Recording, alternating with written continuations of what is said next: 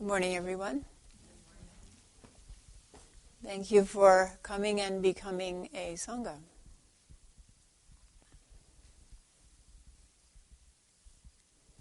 We've just finished the Grasses and Trees and Great Earth session, which we do in August because it usually doesn't rain in August, and that means we can go outside and sit.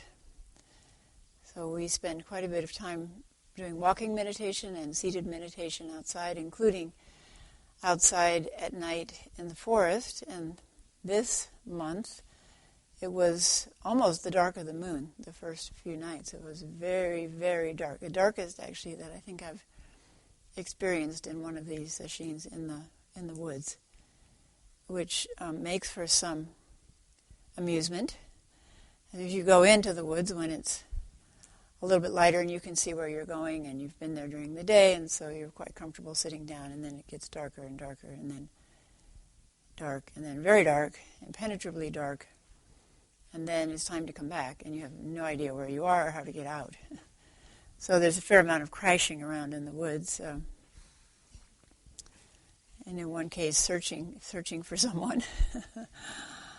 But it's really fun. So we practice sitting on the earth and appreciating the gifts that come from the earth. For example, if you look around yourself, those who weren't in session, you look around here, everything that is in this room, can you find one thing in this room that hasn't come from the earth? So we look at the wood of the podium, came from the earth. Paper came from the earth. Plastic, petroleum product, came from dead plants compressed in the earth, brought out of the earth and turned into plastic. Ceramic vessels, glass vessels, metal, all from the earth. Bamboo floor from the earth. Sand inside the floor from the earth. Of course, all the food that we eat. So we did a meditation on, or brought our awareness to eating, taking in the gifts of the earth, which then become our body, which then pass through our bodies sooner at times and later at times, depending on what they are, and then go back into the earth, and eventually we go back into the earth. So we looked at the fact that we're just a collection of energy, a temporary collection of energy that's bonded together in one place, roughly in one place, moves around, changes continuously, and then eventually, when cause and effect can't hold it together anymore, disintegrates and goes back into the earth.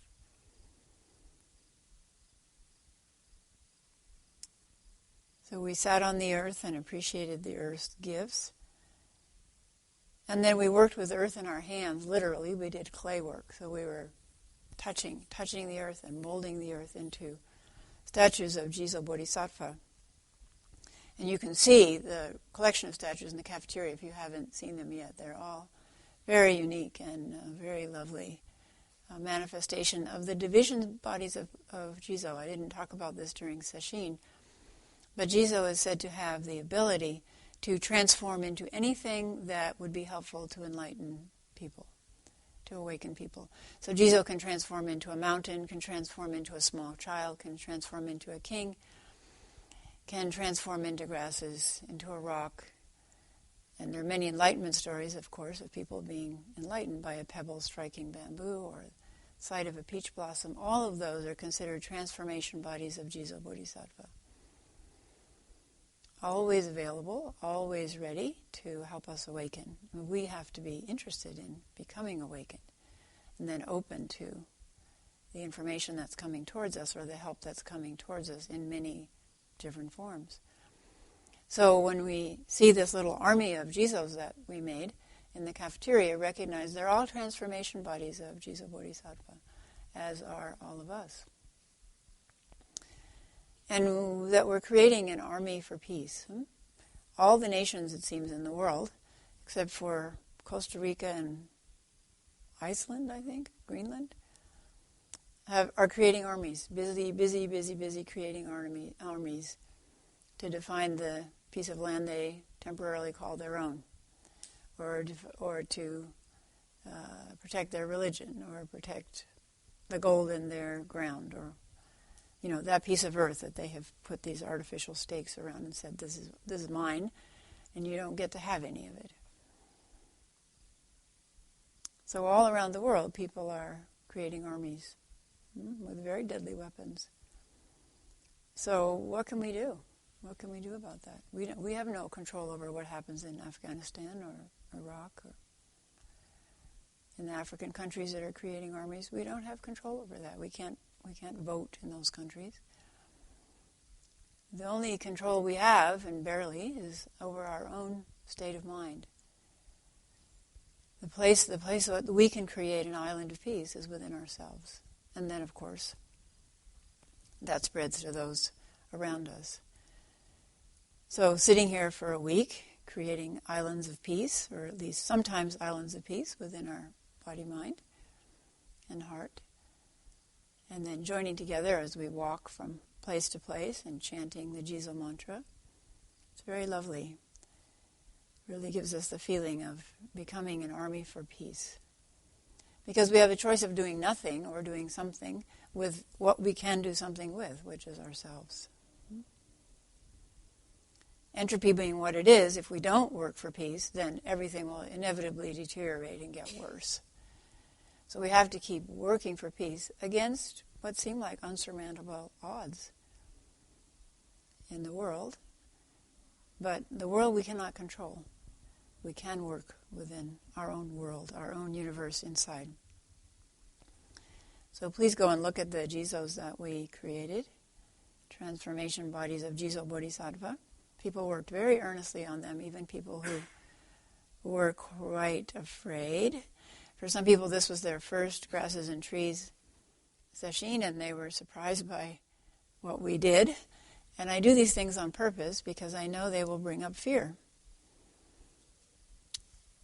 Fear of being in the dark, the unknown sounds in the dark, the coyotes howling. We don't know how far away they are, and although we're told that there are no poisonous snakes in the forest, the mind can dream up anything. And the spiders and the snakes and the coyotes and the demons in the mind are what can destroy our peace of mind, the peace in our heart. So we learn about that by sitting in the forest at night. And people described, you can talk to people at lunch, overwhelming fear, just like total panic, and then discover that this huge black object was actually a doe and her fawn. They came right up to them and stopped and looked them in the eyes. And then this sense of peace and belonging descends. Or fear of working with clay. Fear of, I have no ability, I have no creative ability. And of course the inner critic keeps saying that. You won't be able to create, because it'll criticize every little tiny thing you work with on your statues. So to move that fear out of the way and just enter the process of letting the clay shape itself, letting the clay tell you what it needs, letting the figure tell you what it needs.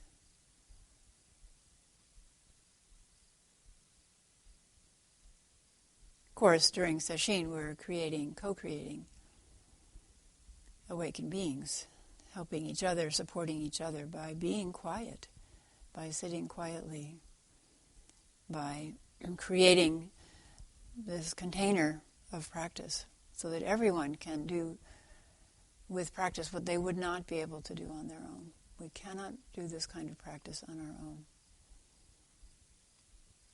I always say peer pressure is a strong Dharma tool. Keeps us sitting longer than we would sit. It keeps us sitting through pain we would not be able to sit with on our own.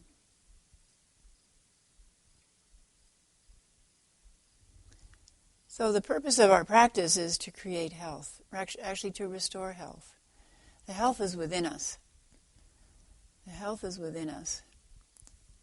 And of course our body's going to get sick and our bodies are going to age and our bodies are going to die, but within the midst of that inevitable change, we can be healthy if our minds are healthy. So we're really working on the health of the mind, restoring the health of the mind, restoring the joy and equanimity and the clarity of mind that are natural to us.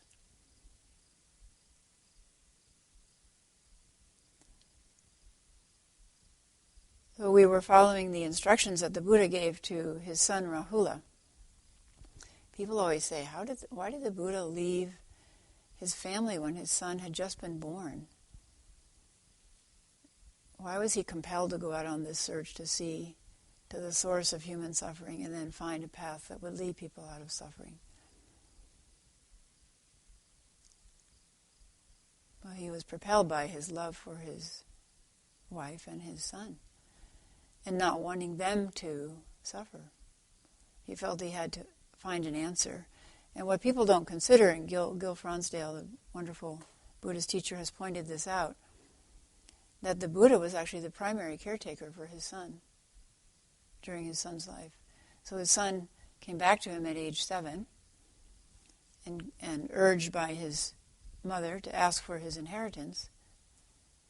And the Buddha gave him what treasure he had, which was he ordained him and brought him into the Sangha. So from age 7 until the Buddha died, he raised his son and raised him very well.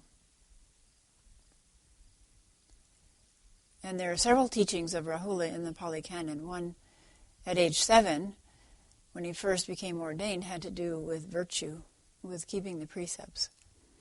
So at age 7, Rahula told a deliberate lie, and the Buddha took him aside and gave him a very graphic demonstration with a bowl, overturning the bowl and saying, you will empty out all of the gains, what you have gained in this practice, by telling a lie. So he emptied the bowl to show him graphically how this happened, and helped his son understand to look at the consequences of his actions and to look ahead if he's thinking of doing something. The Buddha instructs him, if you're thinking of doing something or saying something, think ahead about what the consequences will be. And then consider again, should you do this or say this? And then when you've done something that was unvirtuous, unwholesome, and you realize that, then learn from that. Realize that you've harmed someone, make an apology, make amends, and learn from it so that you don't do it again. So he didn't yell at his son for telling a lie. He didn't beat him. He just sat down and gave him a very simple, straightforward lesson in why it's important to live a virtuous life, to keep the precepts. So children who have had that grounding grow up differently. It's very, very important to have some grounding at an early age in how to live, how to align our lives, how to be empathetic, how to understand how what we do can harm other people and not do it again. Then in his teenage years, he gave him the meditation on the earth. Rahula practiced meditation like the earth. And the Buddha describes how the earth maintains its equanimity when things are dumped on it, like toxic waste, like urine and excrement and pus and blood. The earth accepts all of that, and actually we know now that the earth can transform much of that, given the time that the right bacteria come in or evolve in order to deal with all of the stuff that's dumped into the earth. So this is a very important instruction for teenagers, because teenagers are so concerned with external appearances. And the Buddha is saying, develop your strength, your beauty inside. And things will come towards you. People will tease you, harass you. You'll inevitably be wounded in life. But what matters is that you develop stability, solidity, equanimity, peace of mind within yourself that can't be overturned by what people do or say.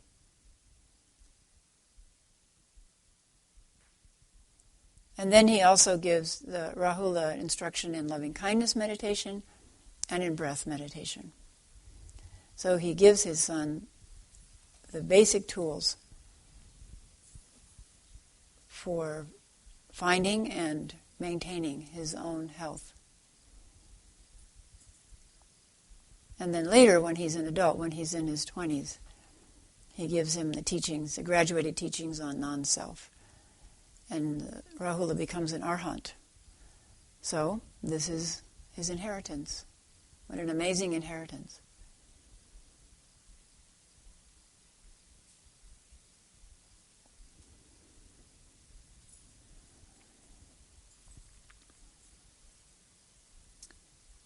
So fear is very interesting, and fear always signals to me, there's some work to be done there.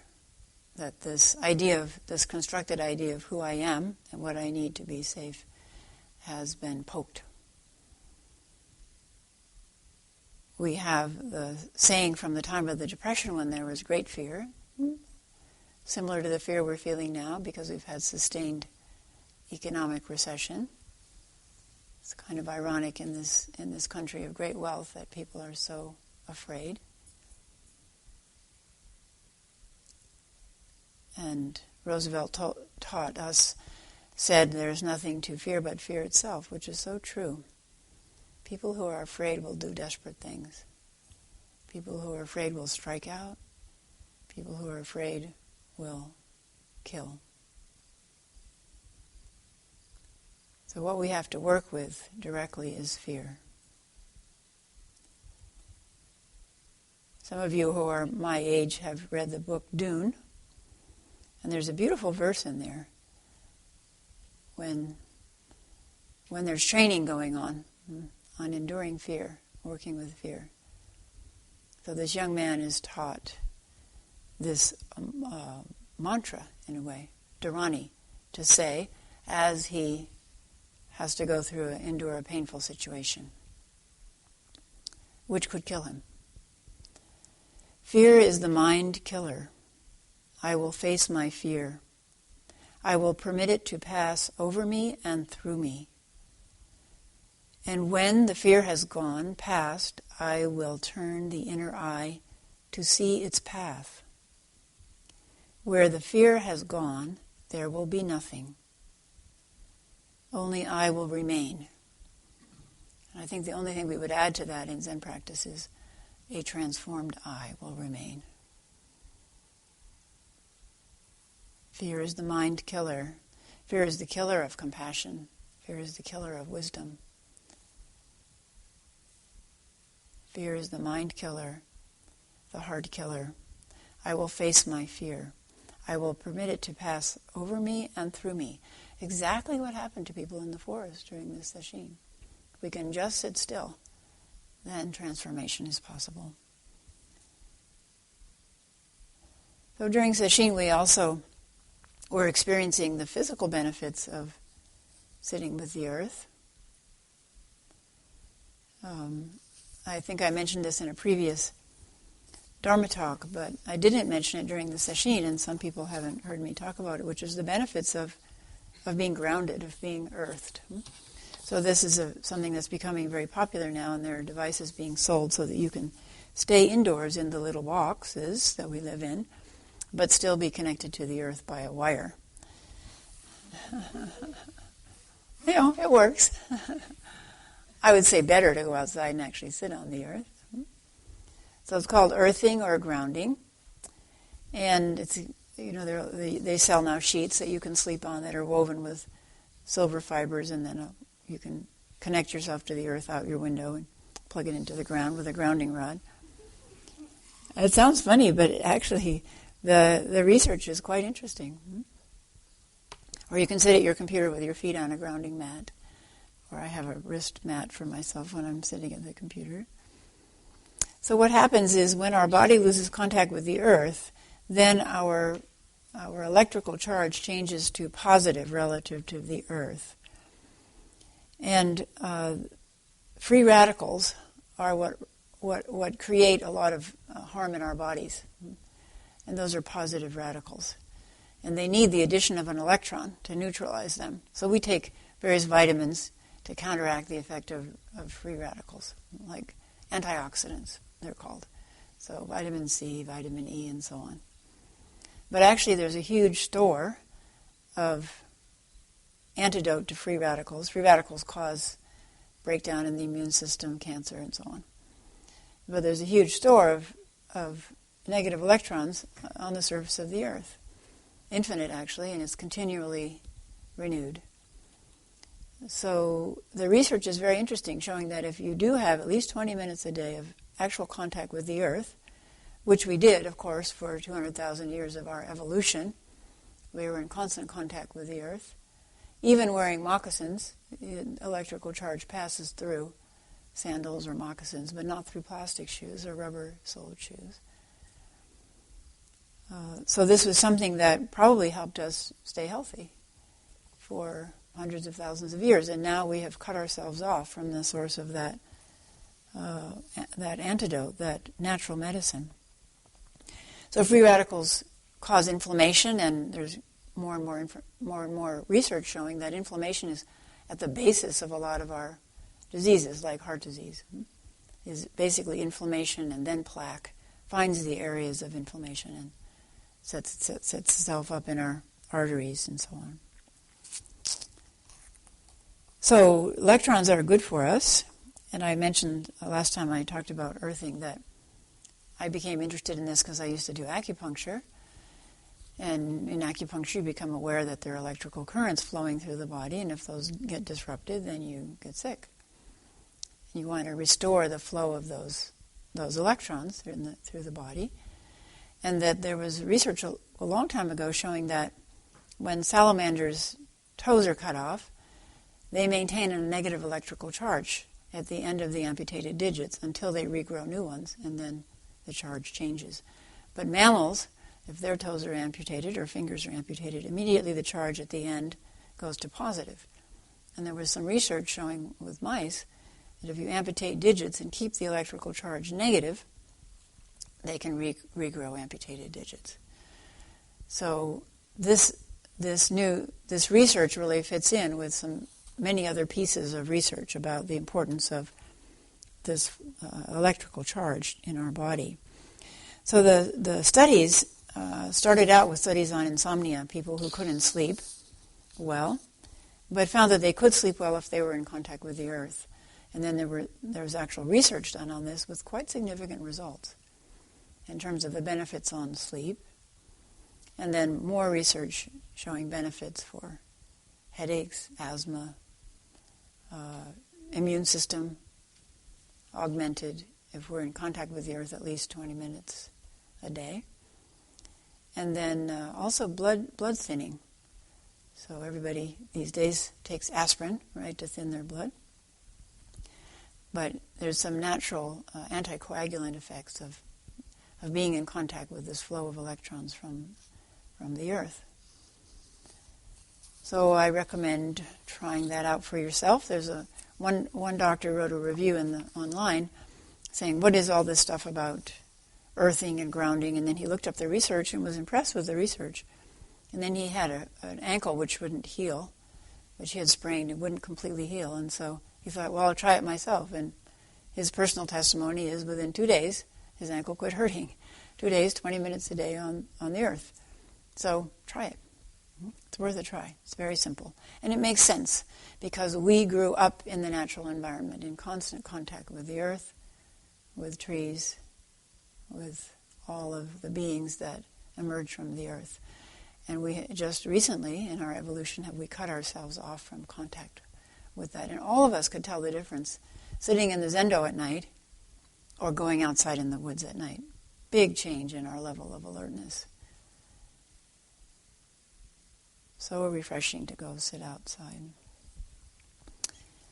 So we looked at that aspect, the physical aspect, or experienced the physical aspects of benefits of being out of doors.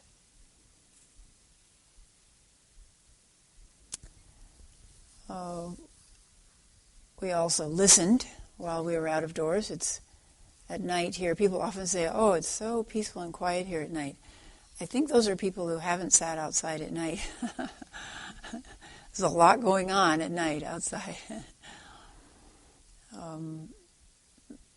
But when we listen to what's going on, whether it's the neighbors over there having a party or yelling at their dogs, or it's the coyotes down there howling, or it's some little creature in the soil going, "Urr, urr," or something up in the tree making some unearthly noise. I don't know what that was.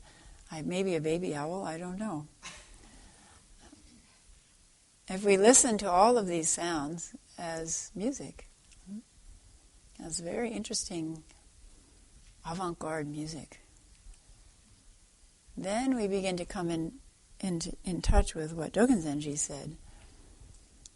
Only insentient beings hear the sermons of insentient beings. Sermons that are being preached all the time for us. Beautiful songs being sung for us. Beautiful music. But we have to become as insentient beings. We have to join them before we can hear their voices well. And joining them means withdrawing this constant production of thought. Becoming receptive instead of productive of thought. Becoming receptive, totally receptive.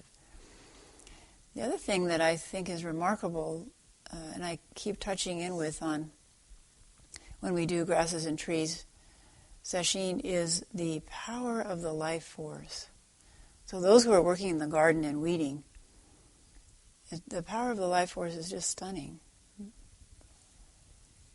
So we have to be really careful. This is an analogy for our practice. When we're weeding in the garden, the temptation is, well, just rip off the tops of those weeds.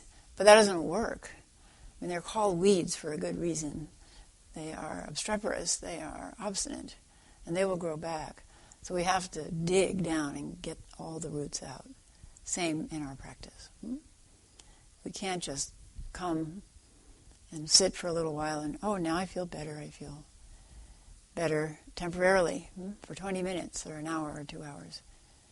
We have to do the practice that digs down deep into the roots of our suffering and helps dig them out. So the life force is quite amazing.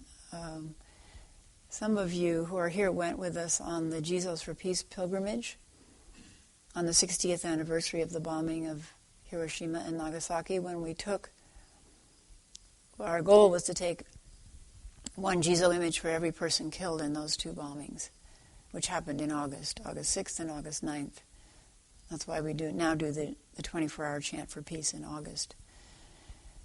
So we needed about 270,000. We needed 270,000 Jizos for all the people who were killed or died within the first year from the effects of the bombing. And because people contributed Jizos from all over the world, we had about 400,000 that we took and gave away and had in a museum exhibit and so on. But while we were in Nagasaki, we were shown a place which was in the epicenter, in the kilometer around where the bomb exploded. The bomb exploded in the air, but then had this area of devastation where everything was destroyed. It looked like all life was destroyed in the 1 kilometer radius around the epicenter.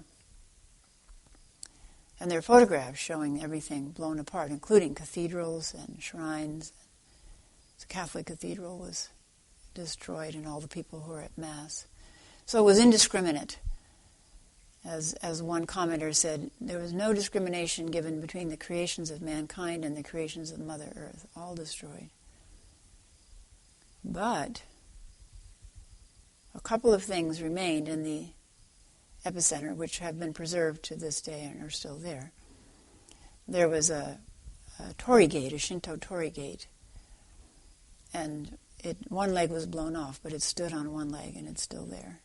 This torii gate standing on one leg. And then 2 camphor trees that were 500 years old. So in America we think, oh, something is 50 years old. That's really old. That's an antique. Or you see stuff on eBay, vintage, like 20 years old is vintage. But in Japan, when they say old, they mean old. They mean old. These trees were 500 years old, both of them. And their tops were blown off by the bomb. And the prediction was nothing would grow. Some people predicted nothing would grow for 100 years in that contaminated area. But the very next spring, leaves came on these camphor trees, and they still survive, and so they're preserved there a testimony to how powerful the life force is. And the seeds are sent from those trees all around the world.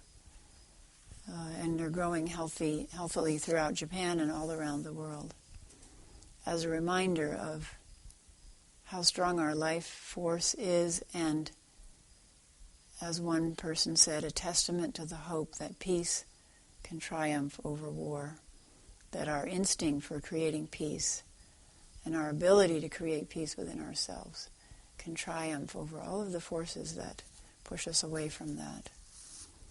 And then recently there's a very interesting survivor tree. These are called survivor trees. There's a survivor tree at 9/11, at the site of 9/11. And this is one person's story of visiting it. The tree itself has an uplifting story. Planted at the eastern edge of the original World Trade Center plaza in the 1970s, workers found it damaged and reduced to an 8-foot-tall stump in the wreckage of Ground Zero. It was moved to a park and nurtured back to health, and it's now 30 feet strong, and it's been returned to the World Trade Center site. It's a pear tree. I was particularly struck by its anonymity as I stood next to it, because it's surrounded by oaks. It saw close up one of the worst scenes that's ever unfolded on our shores, been covered in whitish dust made of concrete and paper and human remains, and been uprooted by devastated rescue workers, beyond thrilled to find something that had not perished at the hands of incomprehensible madmen. It has been nursed back to a thriving state, surrounded by gleaming structures rising into the sky. Every day it sees thousands of etched names of people who woke up and went to work on a gorgeously sunny day and never went home. It sees visitors from New York City and Kansas City and Paris and Tokyo posing, crying, remembering, letting the realization of the volume of names hit them as they begin walking around the reflecting pool and start reading, walking, reading, walking, reading and walking some more. It's like the names never end and the sadness and disbelief escalate. And then a little spray of water comes up from the pool in a mist of reality. The tree is there growing, next to this growing, next to this growing. It dawns on me that it's not so much about what the tree saw or sees, but what it continues to be, alive. Unwittingly it blossoms and sheds and blossoms again. 2 fallen skyscrapers didn't kill it, nor a move, nor another move. Hurricane Irene didn't ground it. We are meant to marvel at its endurance so we can check in on our own. If it can withstand all that, surely we can stand tall in our own lives. So we have these beautiful symbols of hope in the midst of incomprehensible acts of cruelty. And we ourselves have to become those symbols of hope, nurturing hope within us. The experiences that we have in the woods are almost indescribable in words. And when they emerge into words, the words don't really do them justice. We talk in Zen about a truth beyond words. A truth beyond words. There are special kinds of words that point directly to the truth and lead us back to the truth, and those words are called poetry. So really good poetry takes us right back to the experience the poet had. So rather than obscuring, as most words do, poetry leads us in. So I'd like to finish by reading some poetry. During the session, I read a poem by Hafiz, the Sufi mystic. Just sit there right now. Don't do a thing. Just rest.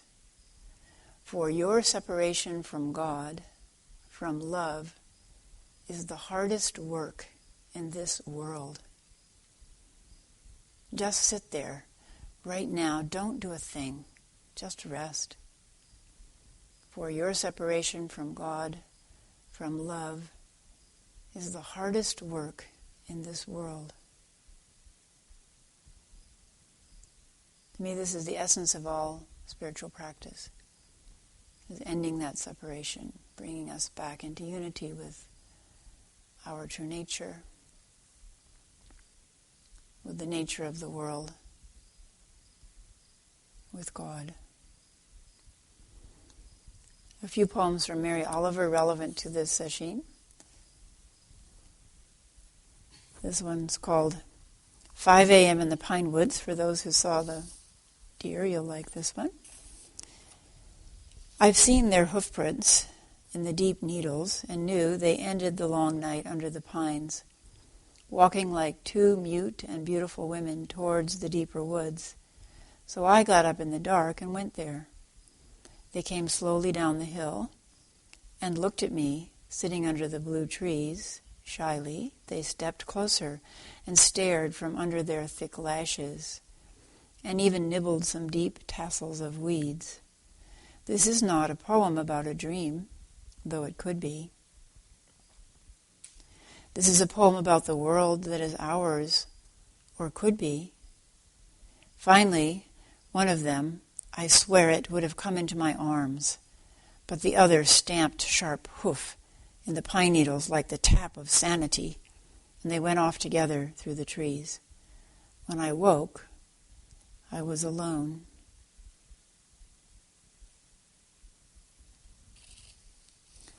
Sleeping in the forest.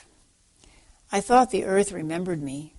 She took me back so tenderly, arranging her dark skirts, her pockets full of lichens and seeds. I slept as never before, a stone on the riverbed, nothing between me and the white fire of the stars, but my thoughts, and they floated light as moths among the branches of the perfect trees.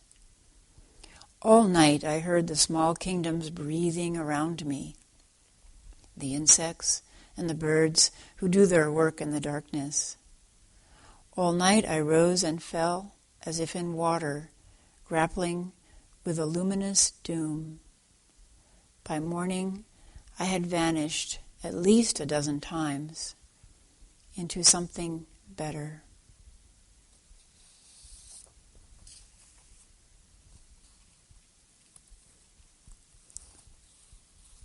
Again from Mary Oliver, when I am among the trees have so much wisdom.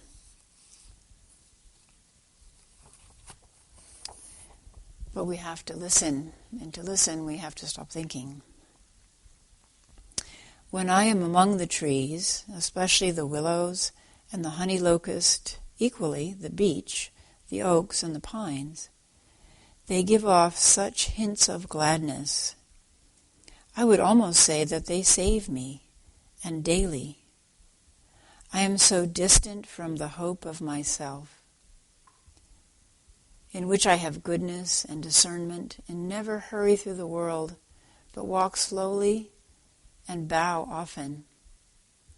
Around me the trees stir to their leaves and call out, "Stay a while."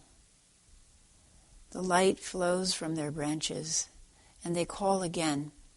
It's simple, they say. And you too have come into the world to do this, to go easy, to be filled with light, and to shine. All around me the trees stir in their leaves and call out, "Stay a while." The light flows from their branches, and they call again. It's simple, they say, and you too have come into the world to do this, to go easy, to be filled with light, and to shine.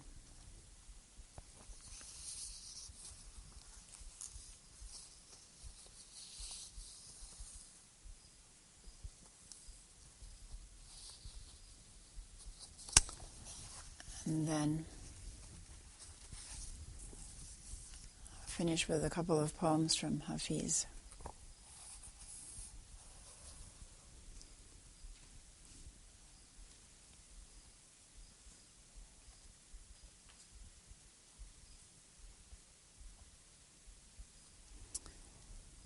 I want both of us to start talking about this great love.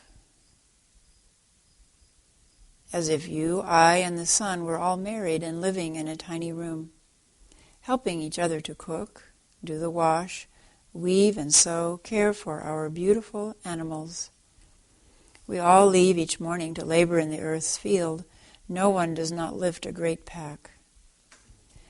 I want both of us to start singing like two traveling minstrels about this extraordinary existence we share, as if you and I and God were all married and living in a tiny room.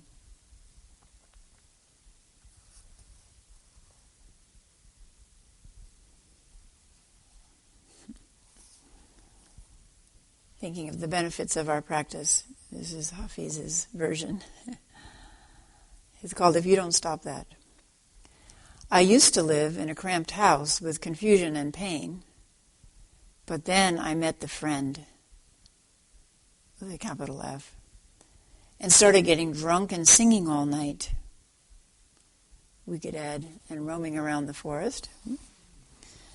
Confusion and pain started acting nasty, making threats with talk like this. If you don't stop that, all that fun, we're leaving. So I hope you had fun during this session. I hope you had fun so that confusion and pain started getting grumpy and thinking about leaving.